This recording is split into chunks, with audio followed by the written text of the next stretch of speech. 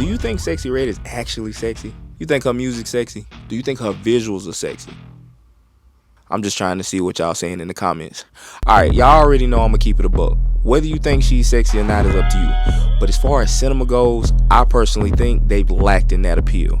Until recently with these visuals.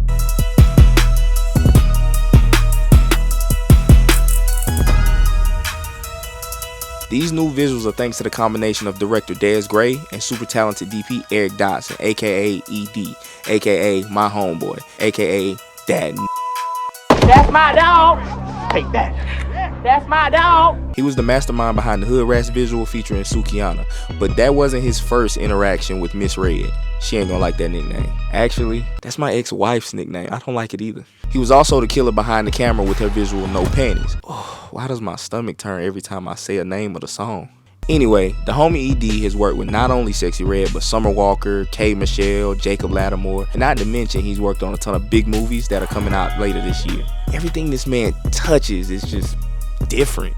But why? What is it that he has that these other filmmakers don't? What does he do differently when lighting a scene? Let's break it down. Let's break down these sexy shots and figure out exactly how he did it.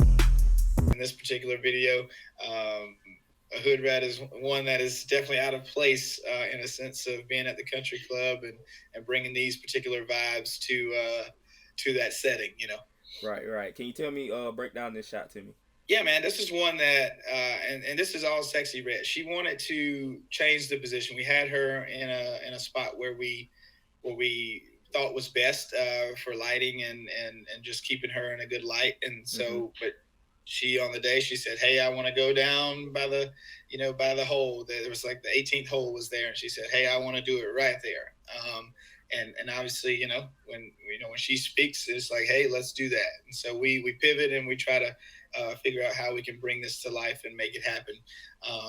Obviously, behind her was nothing but the length of the golf course and people actually playing golf and doing their thing.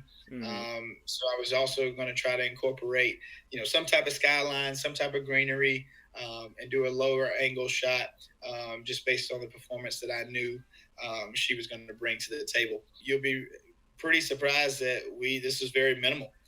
We did diffuse the light with the 8x frame, the sun, and all the things to soften that off.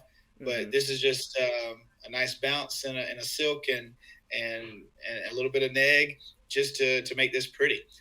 This shows the dynamic range of the Arri camera, obviously, to be able to withstand and withhold all that information in the skyline, the greens and the tones behind her, and obviously just what she brings to the table with the hair and her outfit really made this pop. I like that. Shades go hard too.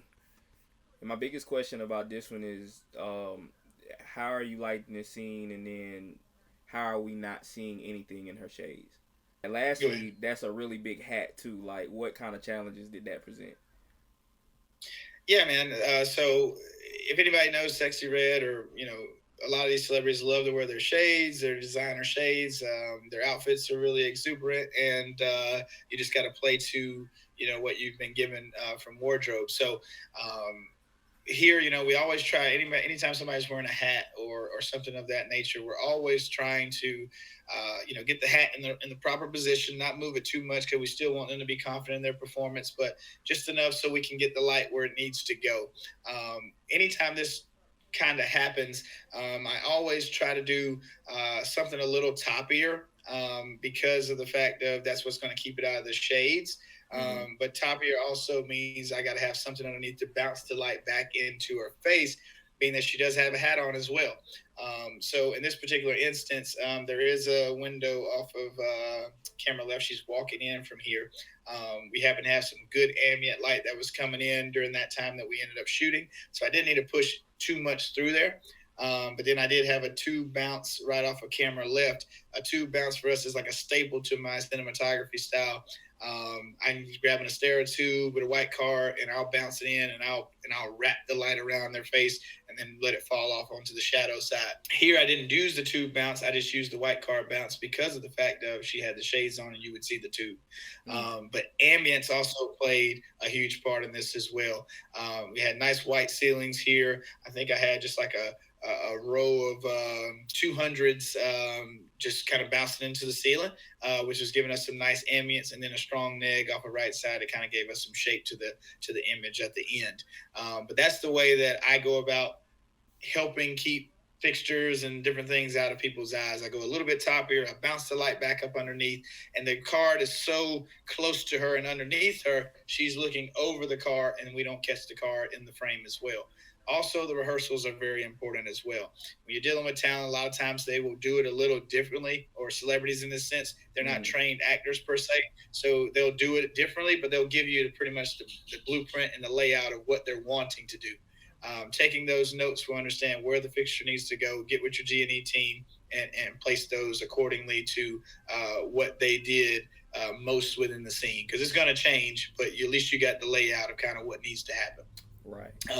And that's how I normally go about doing it, to be able to keep these things out of the glasses, and then also not letting the hat be a hindrance to what you're trying to do, but also what they're trying to do. They want to wear it for a reason. It looks great. The wardrobe matches. Everything's fantastic. But, we also need a light and be able to see you and make you look your best. This is just pretty. Like, it's just your favorite word. This is really, really pretty. I thought art did a wonderful job, and also wardrobe, of just helping enhance this image. Obviously, we have some leading lines all throughout the frame. We have some dark wood, even all the way to the extra in the back was strategically put there with the pink shirt to just add color and make it pop and to just enhance the visual.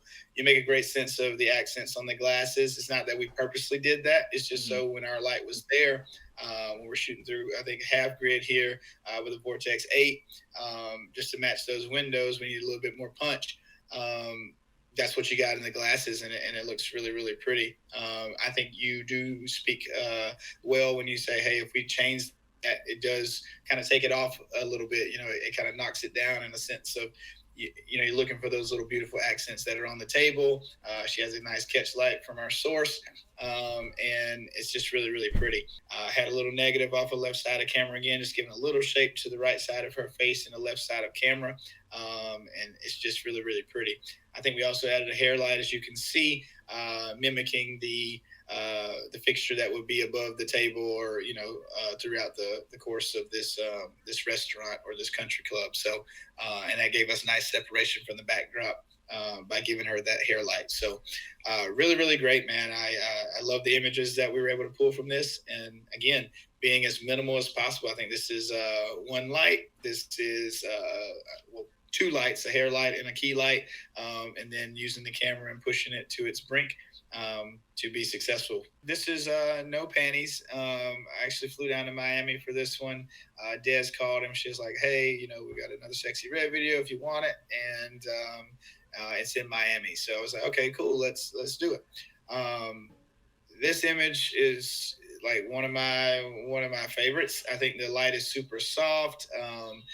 We incorporated, this was the first time that I was using carpet light, and man, it's a beautiful light. I've incorporated it into my system. Carpet light. What's carpet light? Yeah, so carpet light is it's a light fixture, but it's just very flat. It's like carpet. And so you can put it on a frame, and this was actually the 4x4 version of it, and it's just really, really light. You can move it around really easily. You can hang it from the ceiling really easily, and it's just very, very soft quality of light. And that's what's toppy over her right now. Again, that same structure, same thing. I'm telling you, when they're wanting to perform with their shades on, I go a little toppier. I have the bounce right underneath the camera, and we're bouncing the light back in and doing our best to keep that out of the frame. I'm also constantly communicating with the celebrity or the talent, and I'm telling them, hey, I love for your eye line to be here because of this. And that communication allows for us to be very successful in keeping things out of the shades. But we have a carpet light over the top, 4x4, really nice and pretty. I think it's rigged on a menace arm, and it's rigged out over the desk area and giving us a nice soft light. I strategically moved the light a little bit forward in front of her. That way it could hit the desk and bounce some light back in, again helping us, again just throwing light back into her face. so she doesn't get the raccoon eyes. We wouldn't be able to see it anyways with the shades, but also keeping the light out of the shades.